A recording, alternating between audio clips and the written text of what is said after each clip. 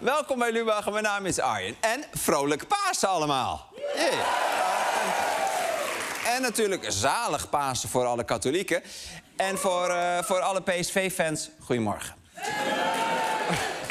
Overal in het land werd gisteren en vandaag Pasen gevierd. We weten het allemaal. In Groningen had RTV Noord eieren verstopt. Dus dat is leuk voor de kinderen daar. Maar het eerste ei is hier inmiddels ook al gevonden. Niet door een kind, Arjan. Kijk hoe fucking trots Arjan is, toch? En terecht. En Arjan, waar heb je dat ei gevonden? In de hand van een kleuter. Lekker, Arjan. Gefeliciteerd. Hierna won hij ook nog de kleurplaatwedstrijd. Nou, in Utrecht was het paaseieren zoeken iets minder gezellig. Wapen gevonden bij het zoeken van paaseieren in Wilhelminapark Utrecht. Wauw. Oké, dus dan vind je een wapen en dan, nou... Een van de deelnemers vond een wapen in plaats van een ei. Hij had de verwachting dat het nep was en heeft daarmee in de grond geschoten. Tuurlijk. Je weet wat ze zeggen. Als je een onbekend wapen vindt, meteen gaan schieten. Lekker bezig, Utrecht. Nou, in Duitsland is eieren zoeken misschien nog wel nog gevaarlijker. 2 Duitse mannen die zondagmiddag in hun tuin naar paaseieren zochten... stuitten op een flacon met de opdruk polonium-210. Dat is een zeer radioactieve stof. Wauw. Gelukkig is dit niet in Utrecht gebeurd. Hè? Want dan hadden ze dat polonium meteen zo... En trouwens, ook wel echt een heel verdacht verhaal, toch? 2 volwassen mannen gingen paaseieren zoeken. Klinkt meer als een heel omslachtige manier om van je radioactieve shit af te komen, toch? Ja, we gingen eieren zoeken en vonden toen ineens polonium. En nog een paar vaten drugsafval. En het lijk van mijn schoonmoeder. Gekke paashaas.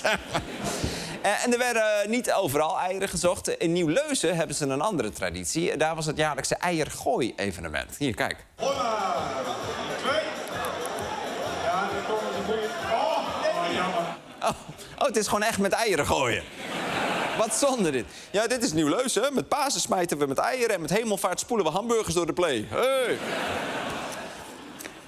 Raar. Kan iemand me uitleggen waarom dat eiersmijten leuk is? Misschien iemand van de organisatie? Waarom is het leuk? Ja, ik heb geen idee. Dat zou niet leuk. Ik heb daar nooit mee gedaan. Oké, prachtige traditie. Lekker blijven organiseren. Ik las trouwens nog een leuk paasweetje. Kijk, als je 150 paaseitjes eet, ben je 1 kilo zwaarder. Ja, en 150 eieren, hier, dat is dit. Wie heeft het dit weekend gehaald, ongeveer? Nee? Ja, tip voor als je wel van chocola houdt... maar als je niet 1 kilo wil aankomen... Hè? 149 eitjes eten. Dan is er niks aan de hand. Maar Pasen heeft dit jaar wel echt een smetje. En dat komt door de paus. Die hield zijn jaarlijkse paastoespraak, maar hier... Paus bedankt niet voor Nederlandse bloemen... roept wereldleiders op tot vrede. En ga me even niet om de wereldvrede, dat zal wel. Dat is ook belangrijk, maar... hoezo bedankt hij ons niet voor die bloemen? De Telegraaf ging er nog harder in. Nieuwe paus Leo breekt met traditie... en bedankt Nederland niet voor de bloemen. Chagrijn bij tv-kijkers. Ja, logisch, want daar kijken wij voor. Voor het bedankje. En het helpt ook niet dat die paus Leo heet, hè? Niet Franciscus maakt een andere afweging. Nee, Leo bedankt ons niet. Ja, Jezus Leo. Leo weer, hoor. Typisch Leo, dit. En hij kan niet zeggen, ik heb die bloemen niet gekregen. Of ik heb ze niet gezien. Want hier, kijk maar naar zijn speech. Fratelli e sorelle, Cristo risorto, buona Pasqua. Ze staan voor zijn neus. Hij moet op zijn tenen staan om over het cadeau heen te kijken. En hier, Sint-Pietersplein. Hè? En dit zijn onze bloemen. Moet je nou kijken, het zijn er zoveel. Weet je, dit zijn allemaal mooie kleurtjes. Weet je hoe slecht het is voor het milieu? We hadden ook eten kunnen verbouwen in die kasten, hè, Leo? Of iets anders nuttigs. Hebben wij niet gedaan. We hebben bloemen gemaakt. Voor jou.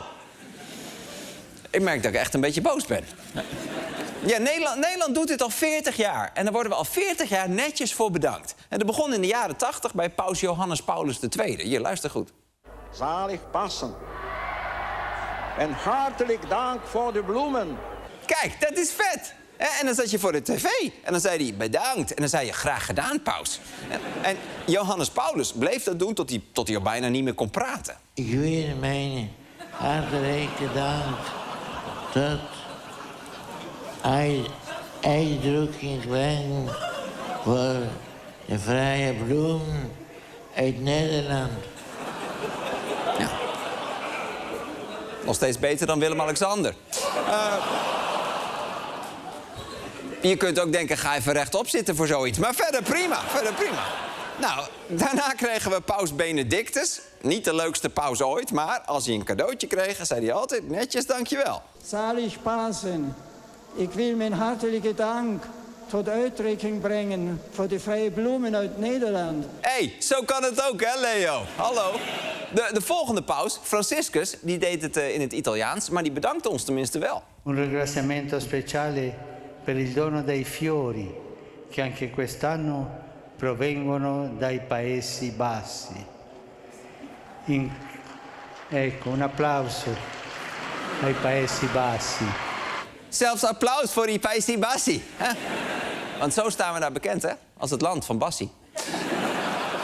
Maar nu hebben we dus paus Leo en die weigert te bedanken. Althans, hij schijnt later in een achterafzaaltje nog dankjewel te hebben gezegd, maar niet in zijn speech, dus dat telt niet.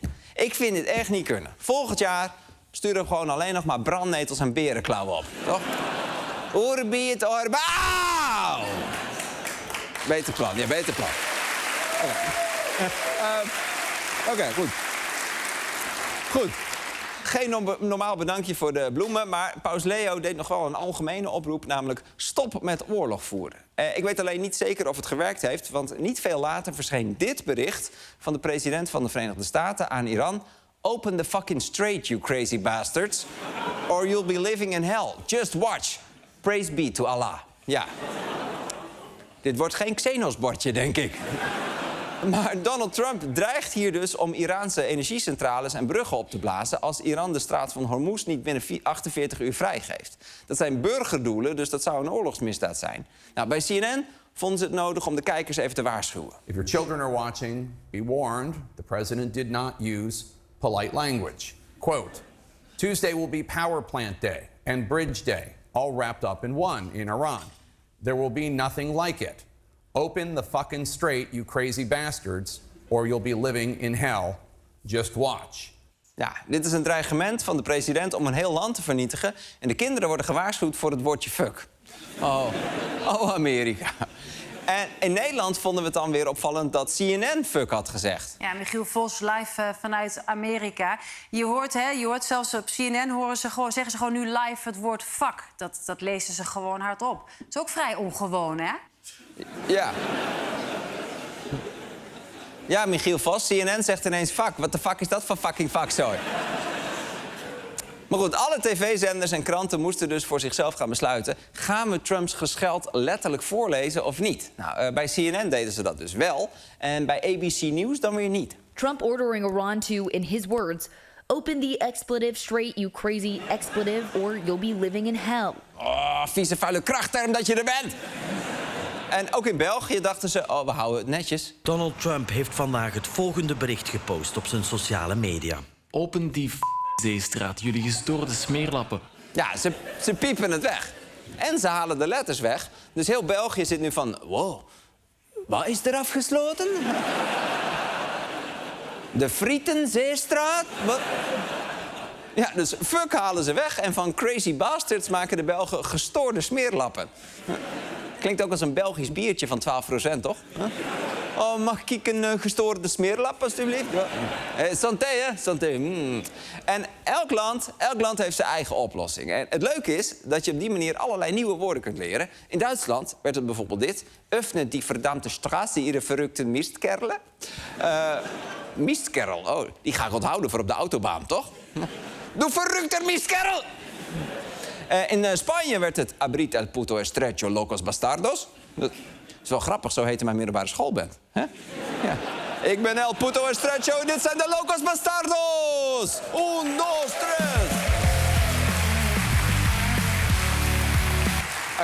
2, 3! Dankjewel nog voor 30 jaar geleden. Of hier, de Finnen. Afatka sefutin salmi, halut paskiaiset. Oh, die Finnen. Classic.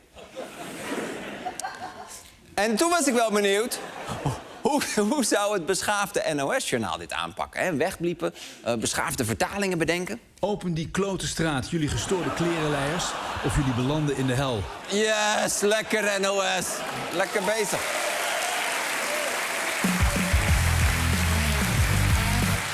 Oké, maar Trump dreigt dus met heel veel geweld als de straat van Hormuz niet open gaat. Nou, morgen verstrijkt het ultimatum. Maar Iran heeft vandaag laten weten, wij willen geen staakt het vuren. En Trump heeft daar weer op gereageerd. En deze keer niet vanuit zijn vliegtuig met de motoren aan.